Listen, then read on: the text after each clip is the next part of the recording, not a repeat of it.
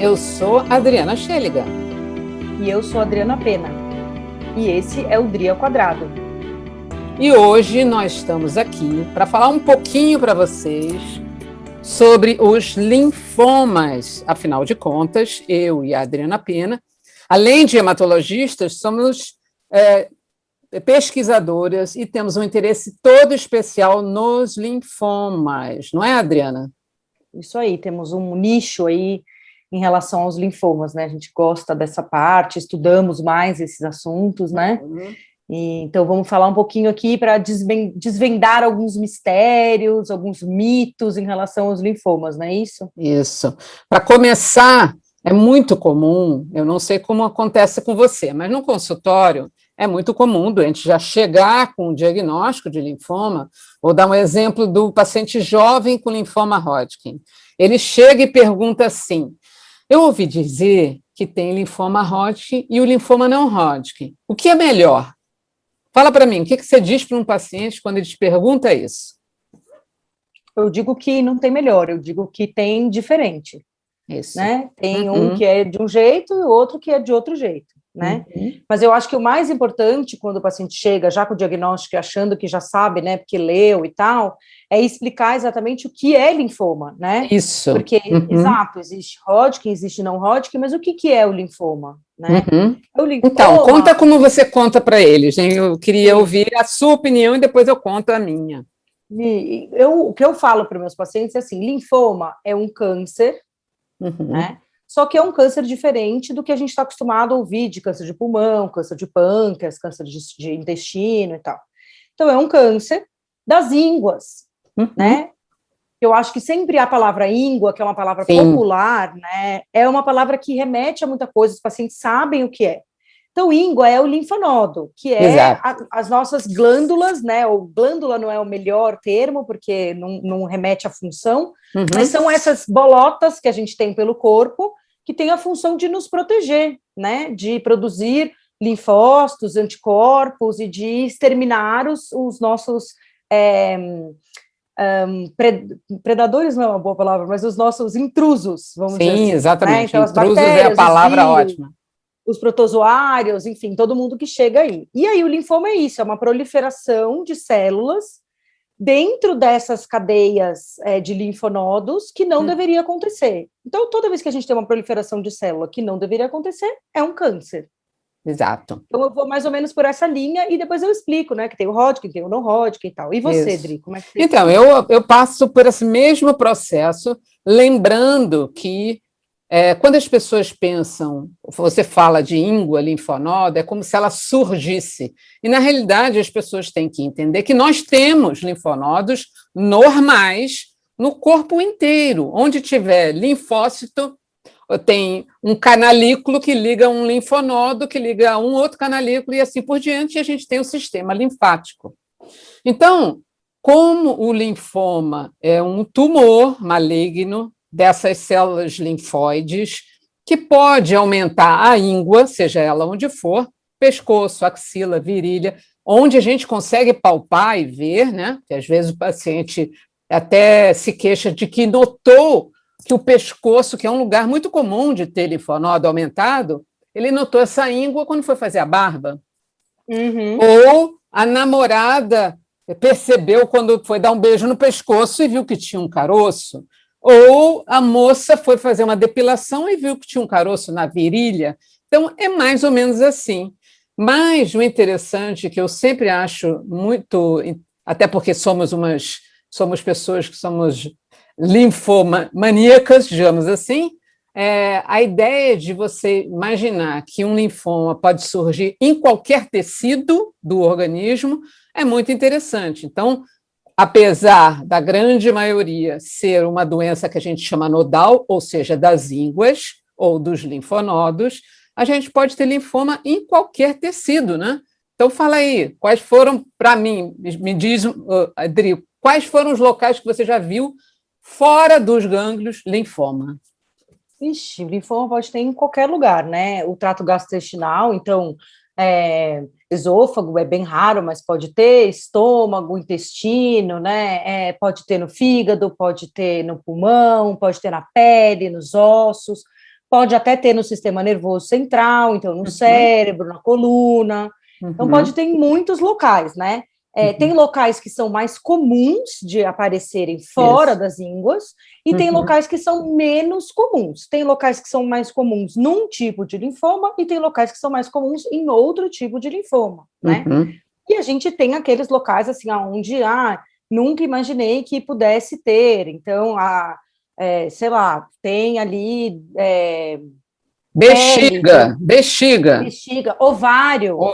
Tive uma paciente com ovário, linfoma de ovário. Testículo, que não é tão infrequente, mas que é infrequente também. Então, mama, tem linfoma específico de mama, tem linfoma ocular, né? Então dá para ter linfoma no olho, na boca, no nariz, né? Na face. Então, assim, como essas células de defesa, elas circulam pelo corpo inteiro para nos defender, através do líquido linfático e também pelo sangue, elas podem, essas células tumorais cancerígenas, ir parar em qualquer parte do corpo. Então, a gente pode ter linfoma em qualquer parte do corpo. Não tem nenhuma parte do corpo que está isenta da possibilidade de ter um linfoma. Né? É interessante que eu sempre que comento, eu falo sobre isso, né? Porque assim como a gente tem os mais comuns, a gente tem os incomuns ou raros. Eu particularmente, nunca vi, mas já li, que tem linfoma do miocárdio, do coração. Eu nunca tive, eu já tive do pericárdio, já tive da pleura, do pulmão, da pele, osso, testículo e assim por diante. Mas coração, particularmente, eu nunca tive, mas não quer dizer que não possa ter. Na literatura você vê uma raridade ou outra. Então, bem raro, desculpa te cortar, mas é que eu me lembrei, um bem raro que a gente teve aqui no hospital foi um de base de crânio, então desse osso que fica aqui no fim do crânio, base de crânio, o paciente tinha uma coisa meio estranha, uma tontura, um zumbido, assim, não sabia o que era, fez uma ressonância, tinha uma imagem ali bem peculiar, sabe? E aí, a hora que fez a biópsia, era um linfoma.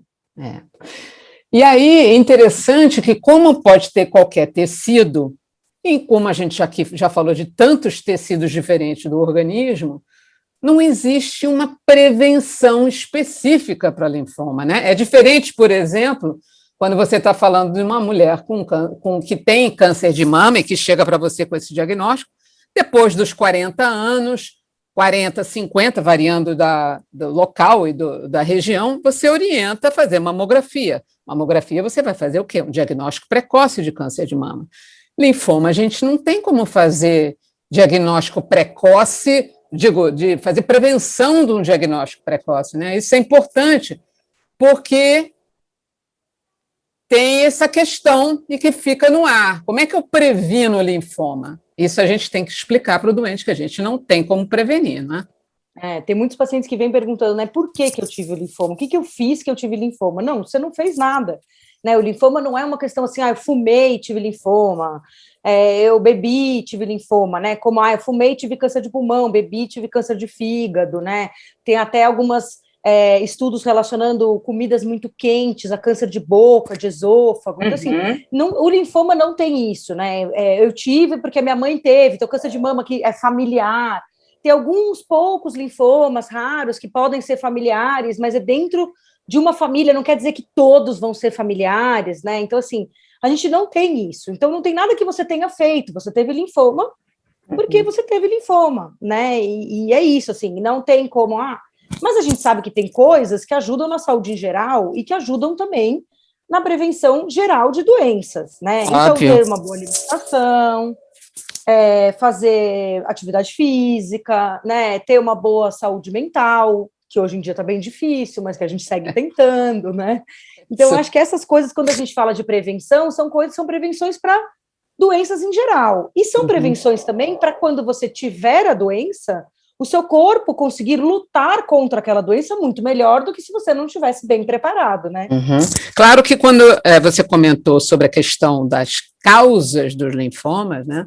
A gente sabe da literatura médica que tem eventualmente uma relação entre, por exemplo, radiação ionizante, tem lá o acidente de Fukushima, no Japão. Isso. Pode ser que tenha, depois de alguns anos, maior número de casos de linfomas, leucemias, mielodisplasia, que são doenças relacionadas à exposição da radiação.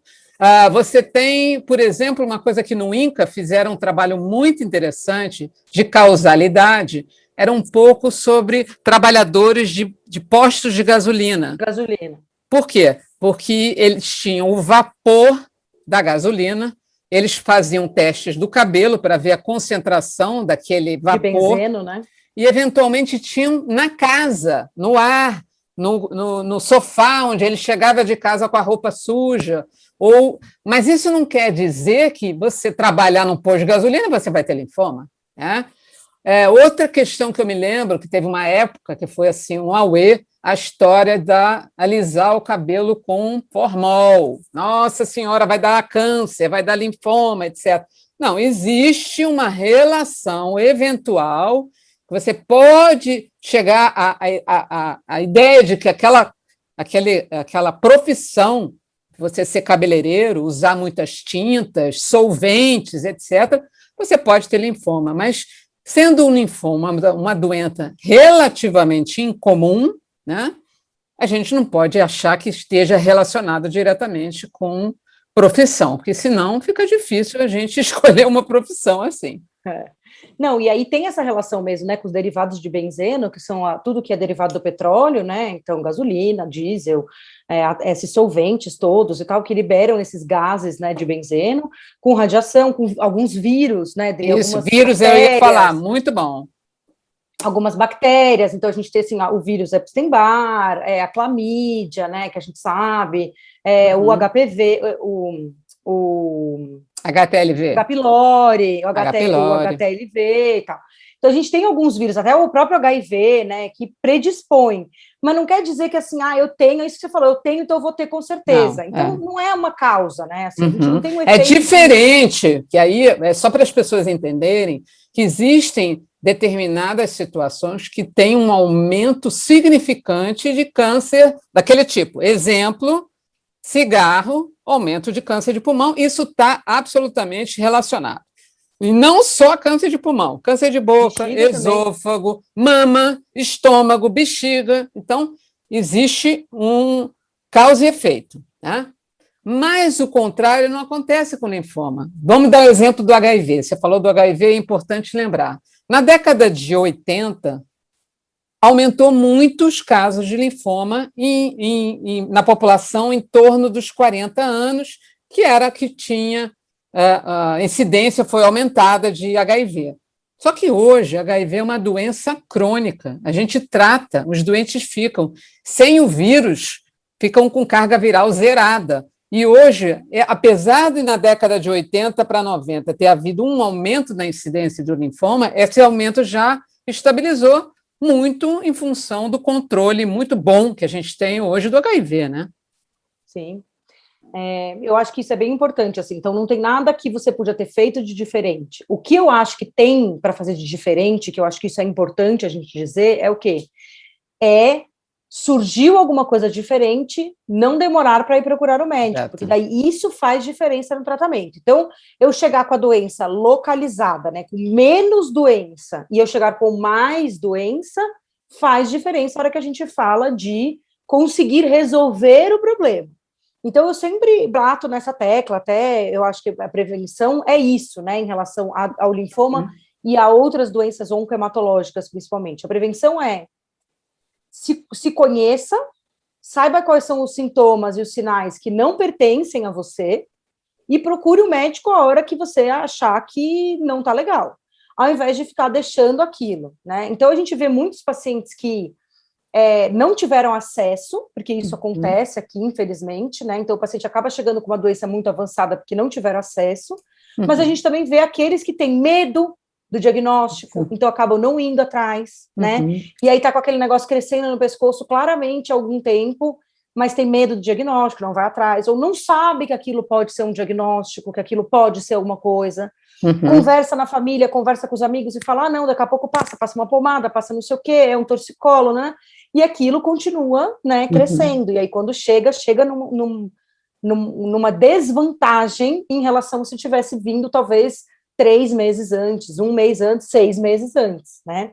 Então, acho que quando a gente fala de prevenção é isso. E aí eu acho que a gente podia falar um pouquinho, Dri, talvez você pudesse falar um pouquinho, sobre quais são os sintomas clássicos, assim, de linfoma. Então, eu só queria completar o que você falou, que é importante em relação ao medo. O ano passado, para cá, a gente observou, pelo menos na minha prática, um aumento de pacientes chegando com diagnóstico ou fazendo diagnóstico muito tardio por conta da pandemia. Isso é fato, a gente viu isso não só no Brasil, nos grandes centros, e uma coisa interessante também.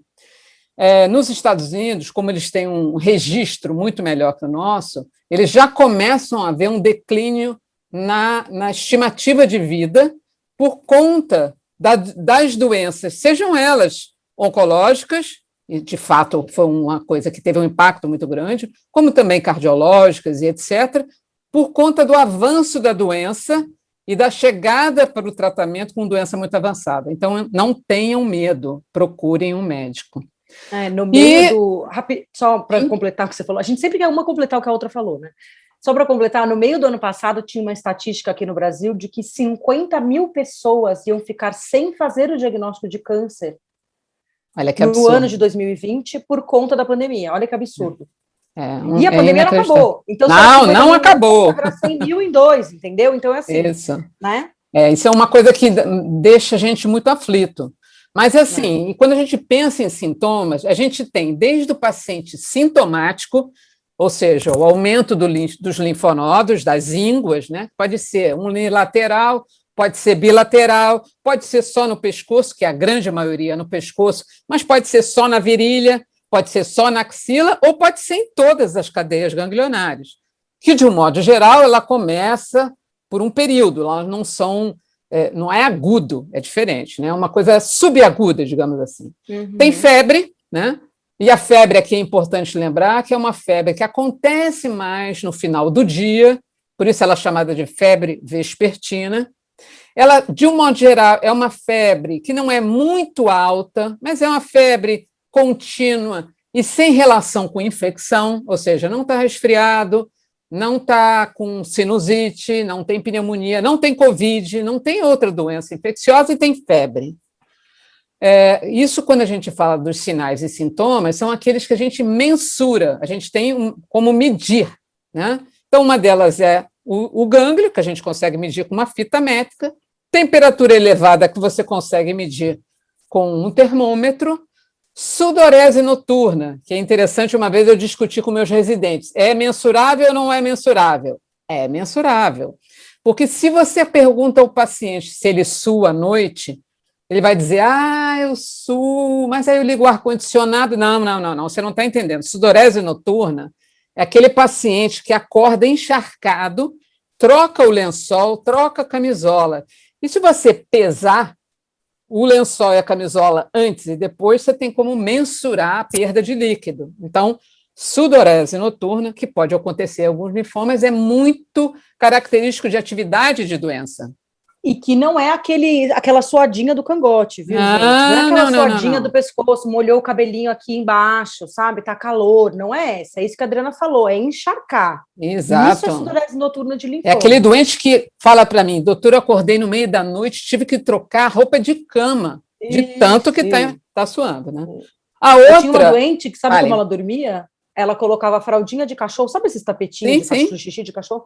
Ela colocava no colchão para poder dormir. De tanto que ela suava à noite. E é uma coisa significativa. O doente se queixa para você. Sim, doutor, eu suo à noite. Não é aquela coisa de no Rio de Janeiro, que a gente sua 9 meses por ano. 24 horas por dia. É diferente. Outro sintoma é perda de peso. Mas aí também é interessante. Quando você está falando sobre perda de peso, você tem como mensurar, né?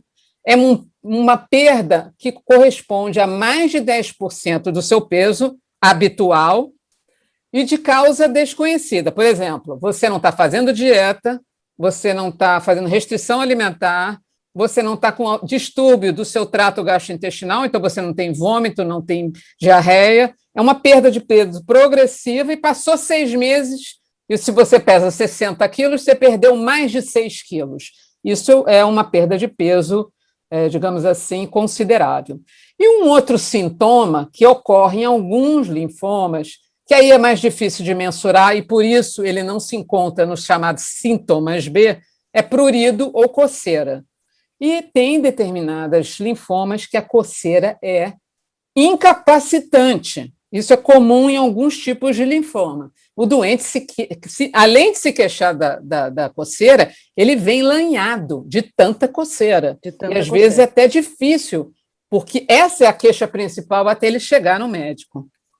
Eu tive uma paciente já que ela tinha passado por dermato, ela tinha passado em alergista, ela tinha passado em psiquiatra, porque achavam que era um prurido psicogênico. Sim. E aí ela resolveu conversar com uma pessoa que morava no prédio dela, que era um cardiologista, e o cardiologista falou, sei, vamos fazer um raio-x de tórax. Aí fez um raio-x de tórax, achou uma massa mediastino.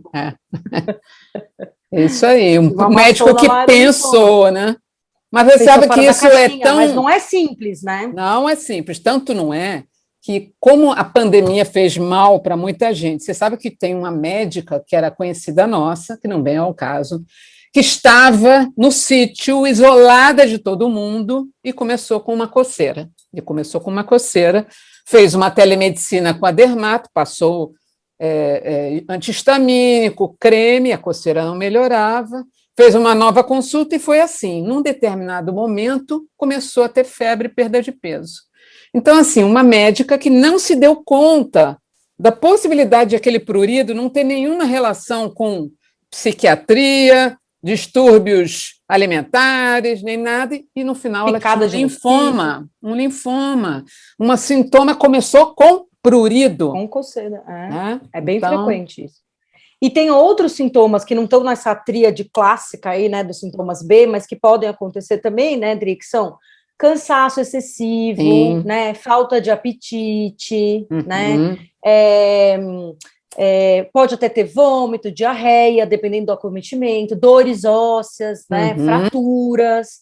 Então, essas são coisas que não são tão, assim, isso é linfoma, né, ou, assim, chama a nossa atenção, mas que são coisas também que a gente deve ficar atento. Então, se começa a acontecer coisas com você que não são o habitual, não tenha medo da pandemia, não tenha medo do diagnóstico, que eu acho que é mais importante ainda, né? O diagnóstico não pode deixar a gente paralisado. Isso. A gente precisa ir atrás, porque muitos desses linfomas têm tratamentos e tratamentos curativos, que resolvem o problema. Claro, claro. Inclusive, foi bom você ter perguntado isso, porque é uma coisa interessante de perguntarem para você, como médica que fez um diagnóstico, se a gente vai operar o linfoma, né? Isso. Ou seja, o doente chegou com aquela massa enorme no pescoço, doutora, mas eu não vou esvaziar, não vai tirar esse tumor? Vai tirar? E essa é uma doença que raramente a gente trata com cirurgia, né? Dentro do arsenal terapêutico dos oncologistas, obviamente, cirurgia faz parte, porque muitas vezes tem que fazer uma retirada de um tumor na mama, que até pode ser um linfoma, pode ter que fazer uma biópsia, mas cirurgia não faz parte da terapia do linfoma, né? Então, vamos falar um pouquinho agora de como a gente faz o diagnóstico, né? Muitas vezes o paciente já chega para a gente com o diagnóstico, por quê? Porque ele tirou um linfonodo ou porque ele fez uma punção de um linfonodo. Vamos falar um pouquinho de punção e biópsia?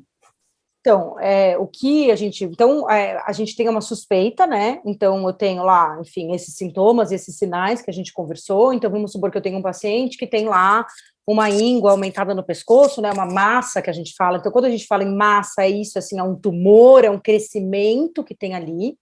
E aí a gente vai a gente precisa fazer o diagnóstico. O único jeito de fazer diagnóstico é tirar um pedaço que seja, né? E mandar para a patologia para que seja feita uma análise e que possa dizer para a gente o que é isso, tá? Quando a gente fala de possibilidades de diagnóstico, então a gente tem a possibilidade de um cirurgião ir lá e tirar por inteiro aquele linfonodo, né? E mandar para a patologia, e daí a patologia vai analisar aquilo e dizer, olha, aqui tem linfoma, tem... A gente tem a possibilidade de fazer uma punção, né, de agulha grossa, né, que a gente chama de core biopsy, ou biópsia core, né, que é centro, né, que tira um pedaço grande, né, e a gente tem possibilidade de fazer outras modalidades de biópsia. Então, vamos supor, fiz uma colonoscopia e eu tinha uma lesão lá, foi lá, fez uma biópsia pela colonoscopia e deu o diagnóstico. Fiz uma endoscopia, tinha uma lesão. Tinha uma lesão de pele, fui no dermatologista, o dermatologista tirou um pedaço, mandou para biópsia. Então, o mais importante é que, assim, não tem como fazer diagnóstico de linfoma por tomografia, raio-x, Isso, ultrassom, muito importante. olho. Isso não faz diagnóstico de linfoma. Pode fazer a suspeita, mas o Isso, diagnóstico exatamente. é só por biópsia e patologia. É o único jeito. Por isso que o patologista anda assim com a gente. É muito importante você estar muito próximo de um bom hematopatologista, que é o cara que só vê linfoma ou que tem priorização por estudar linfoma, porque como a gente tem uma enormidade de linfomas diferentes, aquela pessoa que estuda linfoma, o patologista, você até já tem, né? Tanto aqui no Rio e em São Paulo, obviamente, você tem aqueles patologistas que você sabe que se ele assinou, carimbou, é porque é aquilo. Por isso que eu acho importante a gente sempre lembrar que o patologista ele é fundamental, obviamente, em qualquer tumor, mas em linfoma, ele é aquela pessoa que você fica num telefone. E aí, eu tenho uma amiga minha aqui no Rio que eu fico, escuta, mas ele evoluiu dessa forma. E aí é tão importante a relação que você tem com o patologista, para você mostrar o cenário. Às vezes, você contando para ele como é a história clínica do paciente, ele até pode, com a biópsia, fechar o diagnóstico, não é isso? Isso aí. Então, com a biópsia, a gente geralmente fecha o diagnóstico, e aí, né, Dri, a gente tem que fazer outros exames para definir a extensão da doença, né? Isso, estadiamento ou extensão da doença.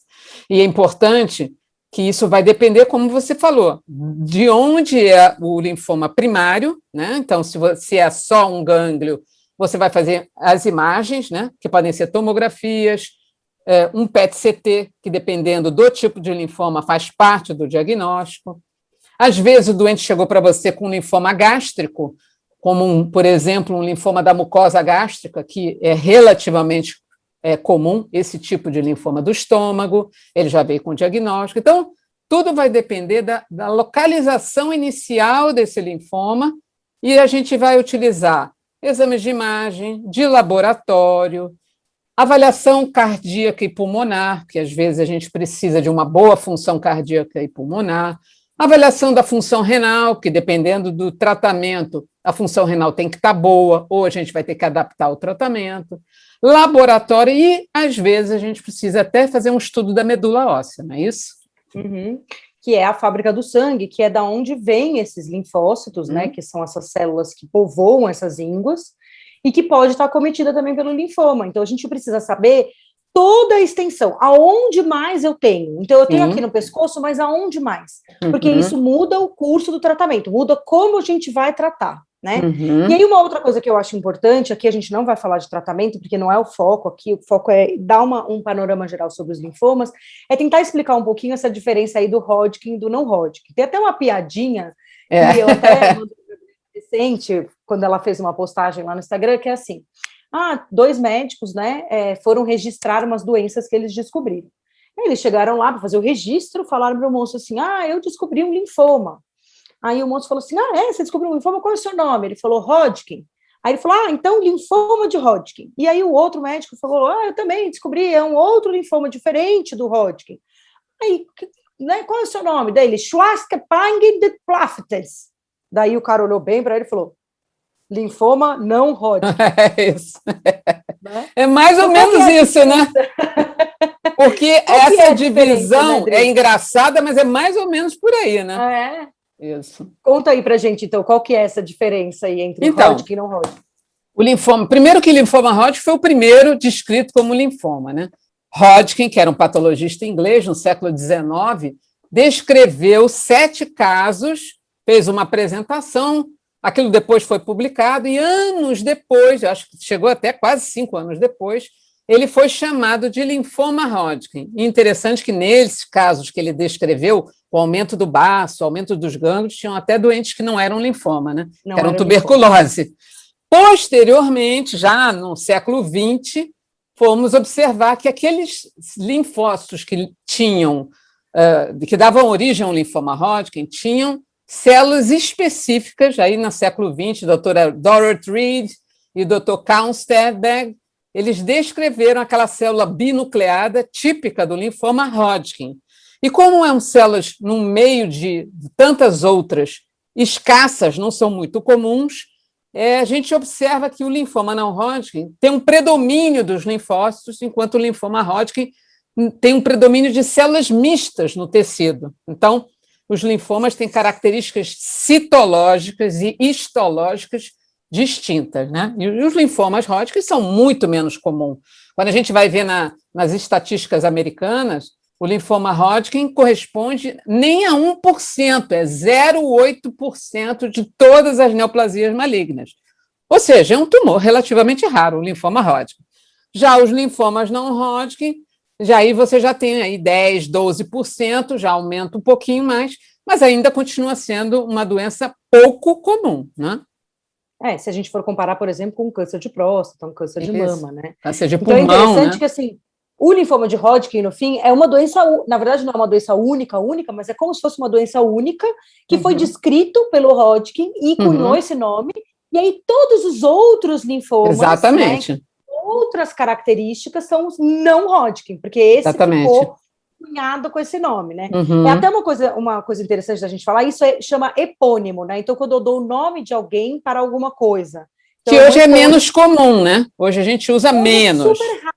A gente quase não usa, o que a gente prefere é descrever, um nome que descreva aquilo. Exato. Mas a gente tem vários epônimos para várias doenças. Sim. Inclusive, eu gosto muito de citar uma coisa, na pesquisa, como a gente descobre alguns pesquisadores, que é o caso, por exemplo, do Hodgkin, que deu o nome de linfoma Hodgkin, ou, por exemplo, o Dr. Bruton, que descobriu a tirosinoquinase numa A-gama-globulinemia pediátrica. Ele era um pediatra da Marinha Americana, no século XX, descobriu uma enzima, essa enzima foi chamada tirosinoquinase de Bruton, e hoje a gente tem uma inibidor dessa enzima, que é um inibidor da tirosinoquinase de Bruton. Mas hoje é muito raro a gente dar um epônimo, né? Mas é importante, por um lado, porque você dá um enfoque no pesquisador, que foi tão importante na ciência, né? Como foi Thomas Hodgkin. É super importante, né? A gente tinha antigamente também epônimos para partes do corpo e tal, e isso foi caindo por terra e foi tendo nomes que tinham sentido, enfim, mas é interessante essa diferença. Então, assim, o linfoma de Hodgkin é uma doença única e o linfoma não Hodgkin são várias possibilidades diagnósticas. Até porque elas têm origens celulares diferentes. Com várias possibilidades terapêuticas, vários desfechos diferentes. Então, assim, o doente vai melhor ou pior a depender do tipo de linfoma que ele tem, a gente sabe disso, isso é uma realidade, mas não é assim, é melhor ter Hodgkin ou melhor ter não Hodgkin, isso não faz diferença, tá? Não. O que faz diferença também é como você vai ser tratado, como você vai responder àquele tratamento, como você chega para fazer o diagnóstico, isso tudo é o que vai fazer mais diferença, né? Exatamente. Mais alguma coisa, Adri, que a gente deixou de falar em relação Eu acho que não. Eu acho que se a gente for falar mais de linfoma a fundo, a gente teria que ter um outro podcast, né? O que eu queria era lembrar vocês que esse podcast sempre vai estar salvo nas plataformas de áudio, e agora a gente está salvando também no canal do YouTube do Linfopedia, para deixar para vocês. Linfopedia Tube. E agora a gente está pensando em começar a divulgar para os nossos alunos, residentes, estudantes de medicina, de enfermagem, de nutrição, enfim, na área de saúde, um canal do Telegram só para discutir casos clínicos, a literatura, divulgar artigos importantes que só tem valor mesmo para quem é da área médica, não é isso? E que só pode ser divulgado também desse jeito, né, que a gente pretende para quem é da área médica. Então, quem quiser participar desse canal do Telegram, pode ou mandar um comentário ali no canal do YouTube, ou mandar para a gente nas nossas mídias do Instagram, né, @ahematologista e @linfopedia, que daí a gente vai mandando para vocês o link, né, do nosso canal do Telegram, e a gente vai começar a fazer esse canal do Telegram rolar aí para ter uma melhor interação com quem é da área da saúde, né, com a gente. Até porque a gente sabe que hoje eu primo pela divulgação. Eu acho que a gente tem uma quantidade de informação que a gente pode dividir, que é muito importante. Então, eu acho que o conhecimento científico ele tem que ser dividido e e perpetuado e transferido de uma forma que a gente possa trazer em benefício sempre dos nossos pacientes, não é isso? Com certeza. Então, e outra coisa que eu queria também... Vale. Não, só uma última coisa que eu queria era, deixem seus comentários a respeito do podcast, a respeito lá no canal do YouTube também, para a gente saber o que dá para melhorar, né? O que vocês querem ver por aqui, para que a gente tenha uma troca maior. Isso aí. Dri, é isso, obrigada. Valeu. Nos vemos semana que vem. Sim, Tchau. um beijo.